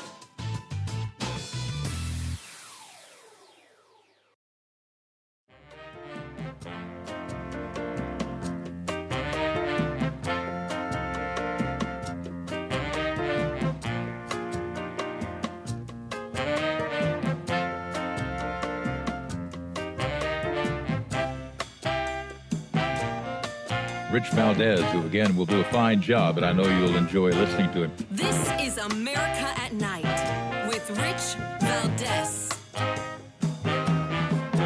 All right, America, welcome back. And for those of you who listen to my regular podcast, and again, I've been doing a podcast for a number of years now called This is America with Rich Valdez. I did it way before I was here on national radio, and I really enjoy doing it. It's been my outlet to do my ranting. Didn't take any calls, rarely brought in a guest, and just, my ideas and thoughts on what was going on. And it became very popular and, paved the way for a radio show eventually and got me here. And on the podcast, there is a part of it where there's a song called I Like It Like That by Cardi B, which we use as the bumper. And she says, he's so handsome, what's his name? And then the announcer says, Rich Valdez. And it's kind of funny, kind of cute, if you will. And Cardi B was in the news recently. She was charged with throwing her microphone at somebody, and she was charged with battery after that person threw a cup of water with ice, or the contents of that cup, at her while she was performing. And it went to court, and lo and behold, Cardi B has been cleared in the mic-throwing battery case. Charges have been dropped because the criminal battery investigation is now ended. Her lawyers, Drew Fendling, Jeff Chesnoff, and Richard Schoenfeld, told TMZ that they were notified by Las Vegas Metro PD that as a result of the investigation, there will be no charges against Cardi. On behalf of Cardi, they wanted to thank Las Vegas Metro PD for their diligent and prompt resolution in the matter. Now, I was, my thought on this was that, if she got hot and poured some water on herself or made a comment like, oh my gosh, you guys should just throw water at me, I'm so hot, that doesn't necessarily mean that you should. And again, even if somebody did at that moment and she was cool with it, I think that's okay. The video that I saw, this was not even nice, right? They literally threw a cup of the ice. It was not nice. It was not nice in any way. And I think I would have responded exactly as she did. That's where I land on this. I don't want to throw microphones at anybody. My microphone's connected to like this big stretchy arm thing, so I can't even throw it anywhere. But I wouldn't want to throw a microphone at any of my listeners. But if you threw water at me, I'm throwing something at you. I mean, that's how it works, right? You get pushed back. But anyway, that's the story on Cardi B. And I just wanted to plug my podcast there. But speaking of the podcast, I want to remind you again, if you haven't registered your email, please do. Time is going to run out pretty soon. Voting will start in a number of, if it hasn't started already, because it was supposed to start in August. I just haven't gotten wind of that yet. But we're nominated for this program, the podcast of this program, which is Rich Valdez, America at Night. And the place you can go to register your email is podcastawards.com. Podcast awards, and that's plural.com. Awards with an S at the end. And make sure you go there. There's a little blue screen, a little blue box in the middle of the screen. When you go, click on that. It'll ask you to nominate. You don't have to nominate anything. We've been nominated already. So you can just register your email. It's going to ask you who your favorite radio host is or favorite podcaster. You could put my name in there, Rich Valdez with an S. And then you're going to scroll down to where it says government and organizations, which is what the category we were nominated for. And there'll be a drop-down menu. In that drop-down menu, you'll see my name, Rich Valdez, America at Night. You can highlight that, hit submit, and voila, we're done. So if you want to support the cause, feel free to do that. And always thankful to everybody who has supported me on this journey with the People's Choice Podcast Award. And the website, again, podcastawards.com. Now, I want to go to the phones because there's a lot to talk about today. While Cardi B was found not guilty, Trump was arraigned today. So we'll hit the phones, 833-482-5337, 833-4-VALDEZ. Let's go to, I don't know if it's Jean or Jean, but calling from New York, listening to WFAS. Go right ahead. Hi, Rich. You were right the first time. Jean. Hi, Jean. Welcome. Thank you, first-time caller to your show. I would like to request that everybody support Donald J. Trump. We all have to get behind him and support him. I would like you to go back into your reportings and try to bring up his announcement when he January 6th, when he was at the White House. There was a group of people there. Get the time frame up. I think it was 1:30. He told everybody to go peacefully. Go peacefully. Yeah, I think he actually said peacefully and patriotically. Let your voices be heard. Yeah, replay that once in a while so our people can hear that, what he really did say. He didn't say go out and raise hell and smash windows. Right. He told them to go peacefully. Right. And put the time frame up. That was around 1:30 or so. So it took those people probably an hour to get back to the Capitol. And so before they even got there, this other crowd was there breaking in, smashing windows. So it had nothing to do with Trump in the first place. There was instigators there set up. I think some FBI agents were there encouraging people to break in. When they put that scaffolding up to hang good grief. Anyway, why didn't they must have put that up the night before? Why didn't Washington police or White House Capitol Police see that scaffolding and say, what's this all about? Yeah, well, I think there was construction going on, Gene, and why that was why the scaffolding was up. But you're right.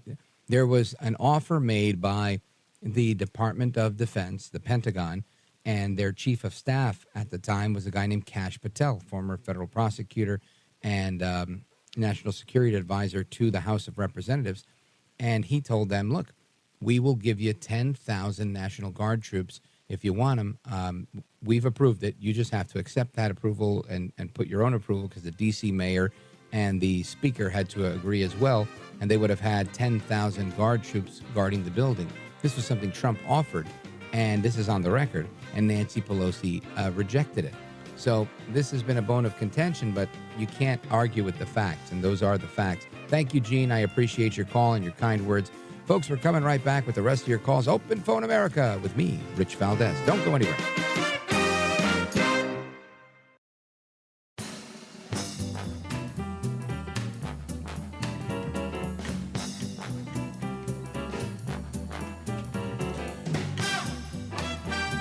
No hair, no care, and live on the air, it's Rich Valdez. Last week, Hunter Biden's sweetheart plea deal fell through when the judge realized it had blanket immunity. The following day, a superseding indictment against Donald Trump. So that's Alina Habba, a guest on this program a couple of times, and she's President Trump's lawyer as well, saying that there's a suspicious trend of charges, or at least allegations, bombshell testimony, et cetera, where we find things out about Hunter Biden, and she's right on that one, I got to say. This is, I think she's been right on most of this all along, but it is a fact that Devin Archer testified and corroborated a lot of what was suspected about Hunter Biden. It is a fact that Hunter Biden went to had signed his plea deal, went to court to accept his plea agreement, and the government, who in my opinion was helpful to Hunter Biden, giving him a pass on the gun charge and whatnot, said, we can't give you immunity from all future crimes. Like, that can't happen. We're making a deal on these two crimes. And his lawyers balked at this. saying, well, what do you mean you can't do that? And, they almost lost it. And the judge said, this is fishy. I don't like what's going on. Who's calling in, trying to pull information out of the docket. So, I mean, all of that really happened. That was on the record. And I think she's right that it looks like there's some funny business. So it seems like every time, a punch is thrown at Hunter Biden, the Department of Justice throws a punch at Donald Trump. Interesting, to say the least. In other news, and we're going to get to your calls momentarily, Tide, it's an oral birth control company. They've recalled their birth control. The FDA is warning that the reduced efficacy may result in unexpected pregnancies. So imagine that, a birth control pill that doesn't help control birth. Unbelievable. I did a whole podcast on this once, and there's some real horror stories of birth control, including in Puerto Rico, way back in the days. So maybe I'll reference that a little bit later so you guys could hear about it. But Lupin Pharmaceuticals has recalled 2 batches of the birth control called Tide due to reduced effectiveness that may result in unexpected pregnancies for users. The FDA said that the pills were voluntarily recalled after manufacturers realized that the oral contraception contained a decreased level of ascorbic acid, and high levels of a known impurity. Talk about bad news. Sorry, ladies. And yes, I do say ladies. I don't think men take these. But we will continue with your calls and more and your opinions on everything else that we're talking about today. Let us continue. Where do we go here? We've got a call from, let's see, Andrew, Clinton, Illinois, WHOW. W how? Andrew, go right ahead. You're on with Rich Valdez. Welcome. Hey, good evening again, Mr. Valdez. I love your show, and I appreciate all your work. Thank you, sir. I just wanted to touch a couple points. First being regarding Donald Trump's, our president's, response to his third indictment today, how he said if it'll only take one more indictment for him to basically be guaranteed to, become president again. I was curious your thoughts about that. And it's interesting what your previous statement was at the end of the previous break about Hunter Biden's constant, getting, the scam about what all the nonsense that he's been involved with, and how they just punch back towards Trump. Yeah. And do you think that it really helps? Well, I can tell you this. Look, I do think it's helping. I mean, it's not. I think the proof is there. You'll see Trump's poll numbers right now. He's like 40% ahead in the Republican primary. Every time they do an indictment, he gets a little spike. He goes up to 56%, 58%. It's really interesting the way that works, because I think people use Trump as a statement, right? Like many political people. A lot of people may not even like Trump per se. I happen to like Trump, but I also believe that Trump represents the little guy in many ways. And people are like, how are you going to say that a billionaire from New York City who inherited a fortune from his dad represents the little guy? And simply, Trump is a regular guy in so much as A, the way he behaves, but B, he's not a political guy, right? Even though he served as president, now he's a legitimate politician because he's a former president. But that doesn't change the fact that he hasn't spent 4 and 5 decades in Washington where he made a fortune in Washington, right? Like Barack Obama, like you name it. You pick the name. They came in, they were worth $100,000 plus their house, and they leave worth $1 billion, right? 400 million. People are making fortunes in Washington. Then we wonder why we have a disappearing middle class and why taxes are so high. How do you think these people make so much money if the government is the new place to go and get rich? Now, Trump's the only guy I know that went into government. I think he was worth $4 billion or something like that, and left office, and he was worth less money. He was like $3 billion. So it loses $1 billion in the first year that he's out. I think he might have lost another one since. The only guy I know. So when I look at that, I say, you know what? Yeah, I think Trump represents all of our interests. Because you know what? You know who else is losing every time politicians get rich in Washington? You and me, Andrew. We're not getting any richer because Nancy Pelosi's making more money with Paul Pelosi. That doesn't help me. So, but I do know that I pay taxes that some way or somehow, in one way or another, pay the salaries of the representatives and the senators and every other government person we have, because that's how that works. And I know that they don't create anything, right? They're called lawmakers, and they write laws and debate laws, but they don't make anything. I make a broadcast every day, right? The baker makes bread every day. The mechanic fixes cars every day. They make something. They have labor. They sell their labor. These people aren't doing any of that. And if they're selling their labor, they're getting compensated for it.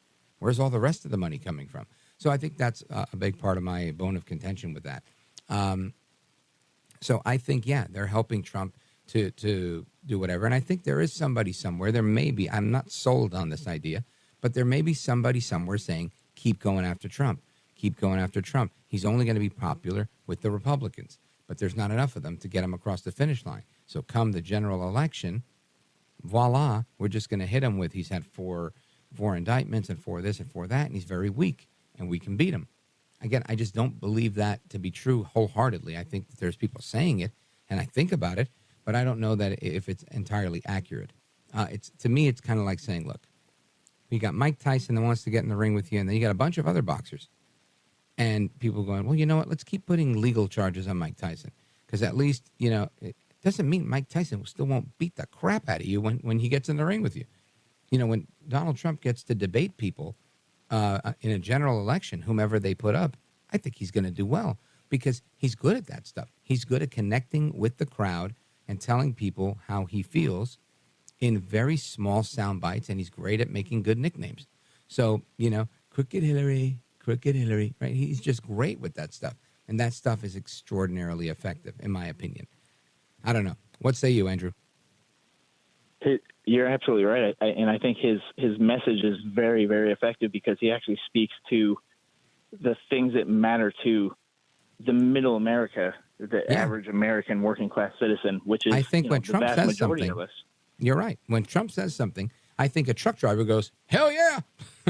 He makes sense, right? I don't think when Joe Biden says something that, some construction worker goes, oh, man, that Biden, he speaks my language. I totally get that guy. I see myself in him. I want to have a beer with that guy. I don't think there's a relationship like that with Biden. So I think that's why Trump cuts through a lot of the noise, because he gets it. He just gets it. And it's probably because he's a New Yorker. It's my argument, but I'm biased. I don't know. Now, as far as VP candidates, I think we had one on last night, Larry Elder, and I wish him Godspeed and everything he does. But I think he would make a phenomenal vice president. And I think there's many others out there that would also. There was some talk a while back about Carrie Lake, who we had on this program a couple of weeks ago. I think she'd also be good in that capacity. I just don't know if she could carry the West Coast, but she is from Arizona. So again, I'm open to that idea also. I think there's a lot of great people, though. I really do. I don't know who he picks and which direction they go in, but I think it's going to be a good race, and I'm hopeful to see how it ends up. Do you know offhand which state Ramaswamy would be representing from? Offhand, I don't, but we'll take a look during the break and we'll bring it back. I think he's very effective. I just don't know that VP is the right role for him, but what do I know? I'm just a radio guy. Andrew from Clinton, Illinois, thank you so much. WHOW, big shout out to you guys. We're coming right back. This is America at Night with Rich Valdez. Call now, 833-4VALDEZ. That's 833-482-5337. 833-4VALDEZ. That's Valdez with an S.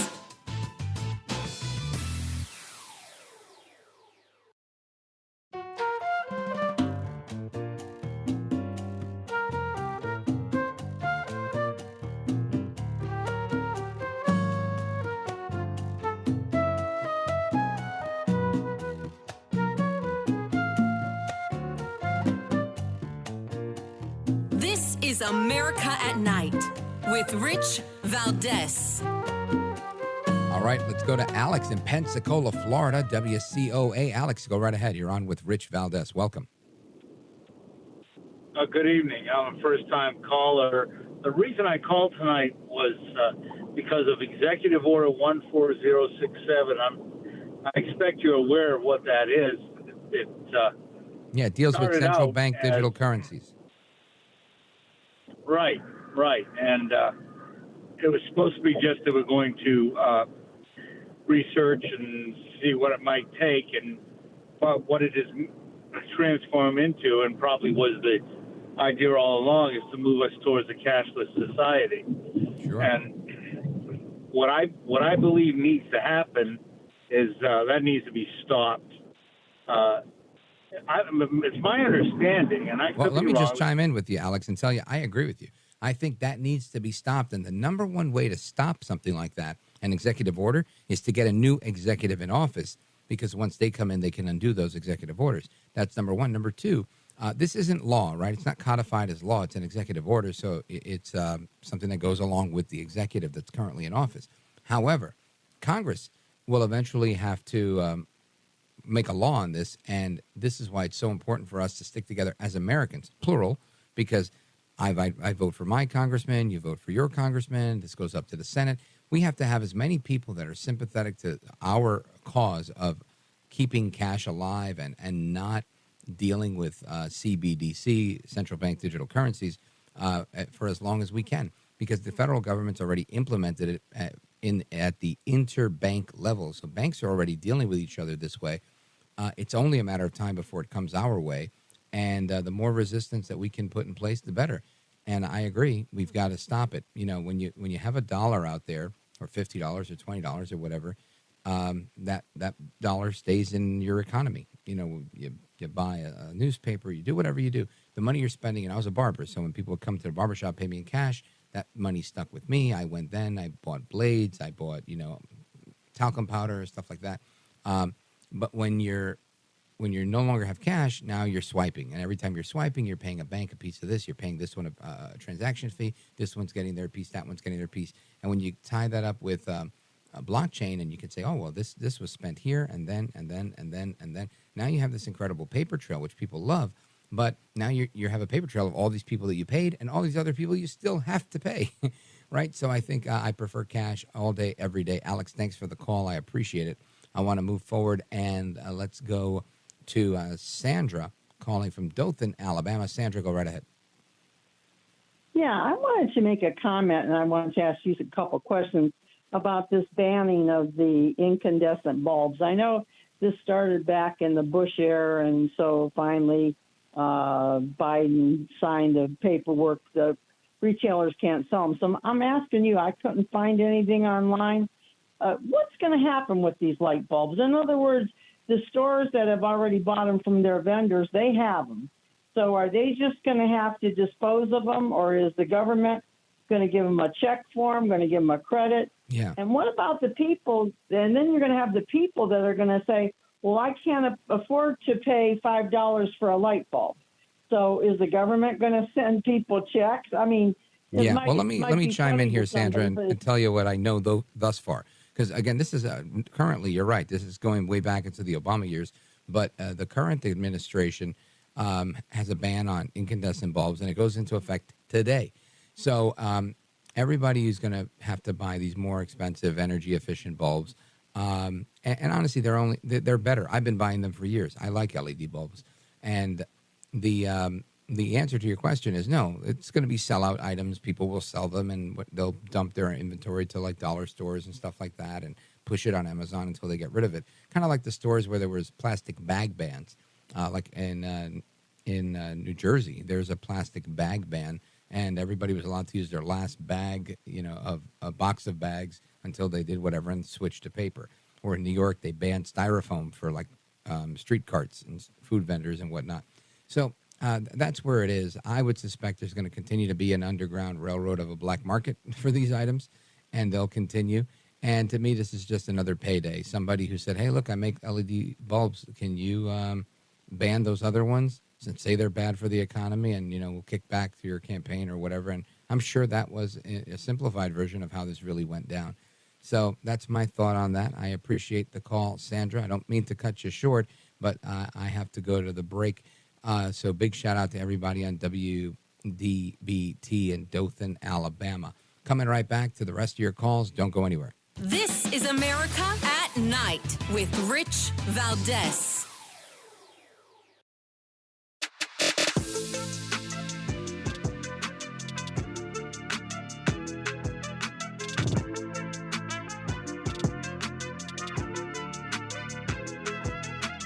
America at Night with Rich Valdez.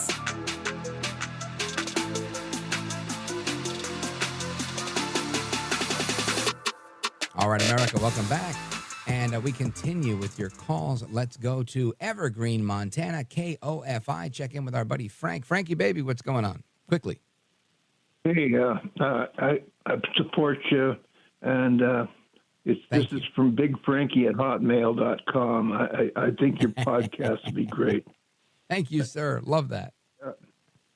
Hey, I want to say down there at on the north entrance to Yellowstone Park, where Old Faithful is, there's signs out there that says "Don't pee into this into these soda streams." I mean, these bubbling. Like the springs, the geysers?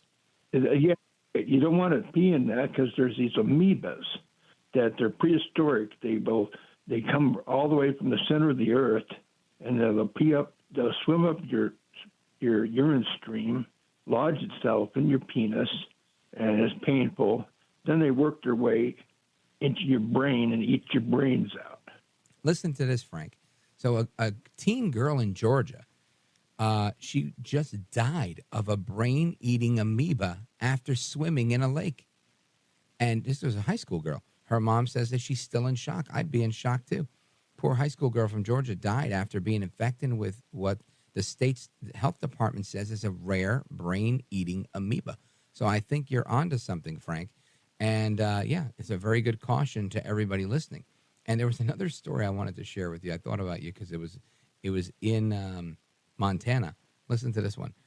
An otter, a rare kind of otter, attacked 3 women floating on tubes in a popular Montana river. Did you know that there were otters in Montana?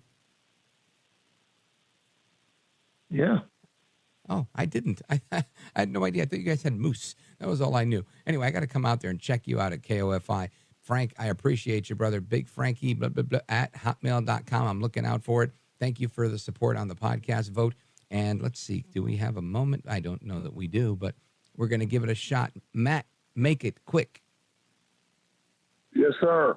I'm tired of the Biden crime family, and they're ridiculous getting away with everything. And my Trump flag, big and beautiful, my neighbors love it, is flying proudly from an 80-foot pine tree as stout as Donald Trump right next to the road. Outstanding. And that's Matt. He's near Morehead City in North Carolina on WTKF. Matt, I appreciate your observation and your support for El Trumpito Donaldus Magnus, the 45th president of these United States. And everybody else that's listening, I want to thank you for joining the show tonight. I feel like it was a great show. I love being with you tonight. Take care, good night, and God bless. Until the next time, hasta la próxima. I am Rich Valdez. We're going to do it all again tomorrow. But until we do that, make sure you stay locked on this station. There's a lot more programming, and it's really good. Don't go anywhere.